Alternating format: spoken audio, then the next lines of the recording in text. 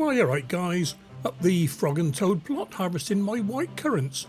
These were planted, pretty sure it was late autumn 2024.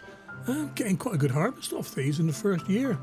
The variety is Blanca, and I've got something rather special planned for these, so carry on watching. Alright guys, back from the plot.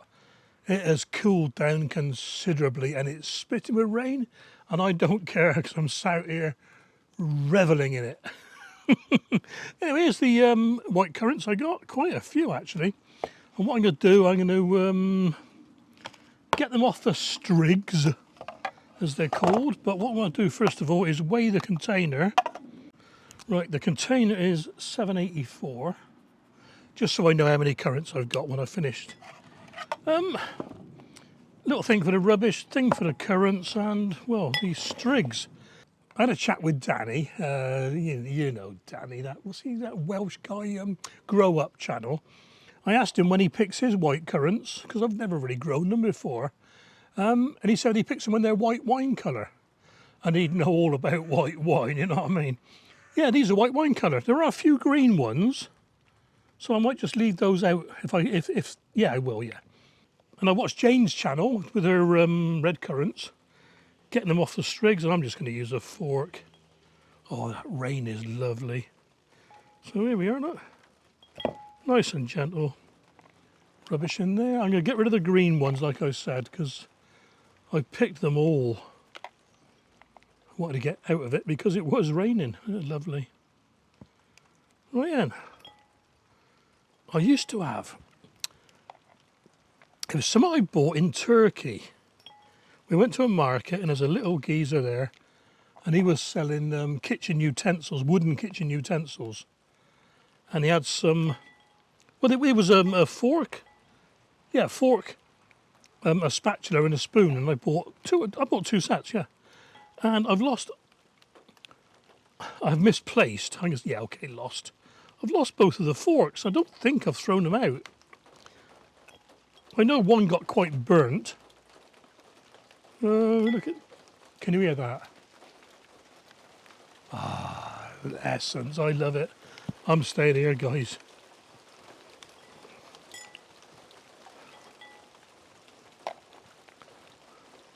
I'll tell you what I'll do, I need to find a couple of good strigs to save. I'll save that one for decoration for a dish I've got planned. Let's find one with a leaf on it if I can. There we are. I'll save those. I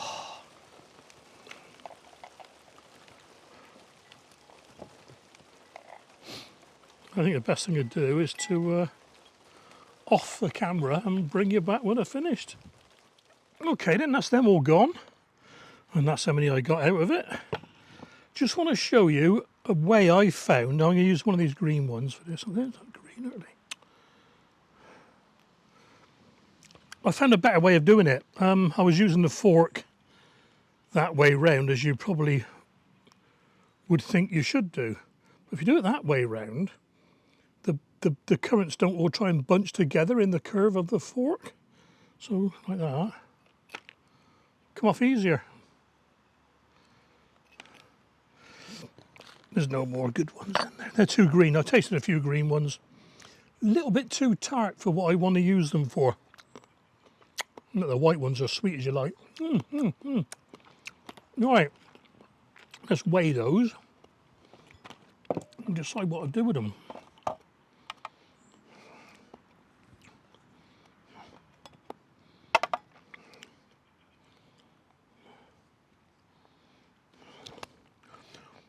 I had a heart attack then, I thought I only got 30 grams. 971, 7 carry 1. Well, there we are then, 197 grams.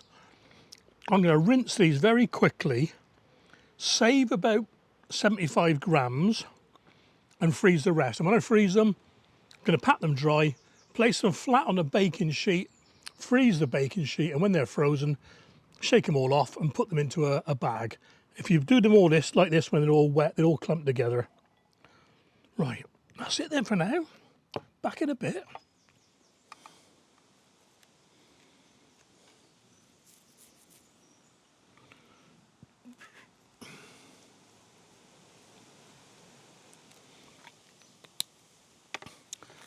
Right then, there's the white currants ready for freezing, 100 grams, dated. So let's put those to one side a second. Oh, don't blow away. And with the 100 grams I've got left, I'm going to make something that's a bit unusual. You don't see this very often. It's a savoury white currant sauce. Now, white currants tend to be used in sweet dishes, you know, desserts, sorbets and things like that, and drinks. You don't see them in savoury dishes too often. So, I'm going to make one. Okay, pan on the heat. In with the white currants. And about, now 100 grams. God, that wind's going to take that away. Oh dear me, I don't want that. Oh crikey, I don't believe it. Yesterday it was baking hot. Let's start off with 3 tablespoons of water. Oops. And what we're going to do, we're going to get these boiling. Keep them boiling until, a little bit more actually, that's not really much, not really covering the berries. We want the skins to burst, basically.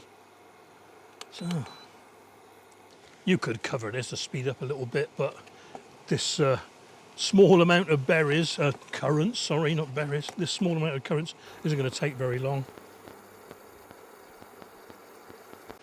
Don't worry, I'm not scratching the bottom. Smells good already. Right, now I know I want a little bit of sugar in this, not too much. So I'm going to put 1 teaspoon in.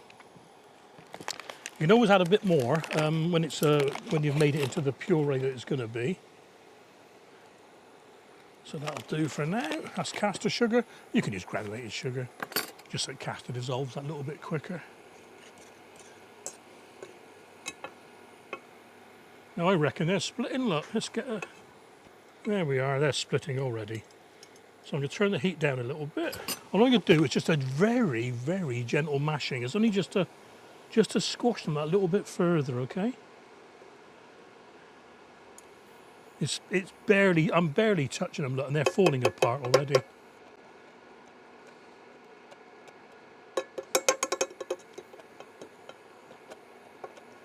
You can see how gentle I press that, and that's the result. So that'll do. Off with the heat, I reckon. Really is that quick. And all we're going to do now is push that through a sieve.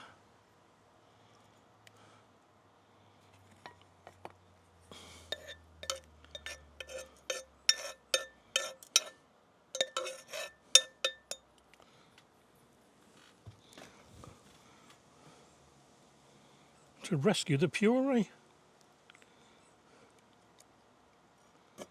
Got to be careful really, the sieve's too big for the jug. I don't want a lot.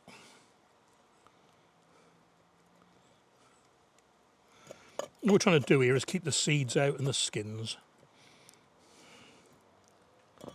And there won't be an awful lot.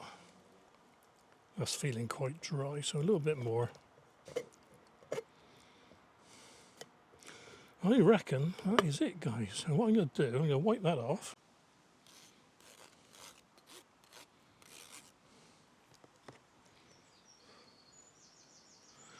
Don't want to waste that, do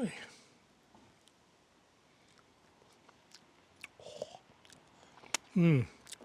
Now, this is going to be a bit awkward because there's not much of it.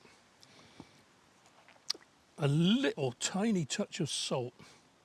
And what I'm going to do now, excuse me, I'm going to put a few, it's probably a bit big, that'll be right. I'm going to say this container's a bit big, but I've got a few fronds of fennel because I know this is going to go into a fish dish.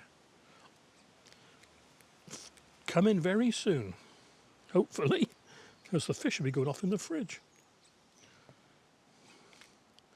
Just want that little bit of fennel taste to it, a little bit of flavour. And I didn't put it in when it was cooking because I would just want a gentle hint of it. Right.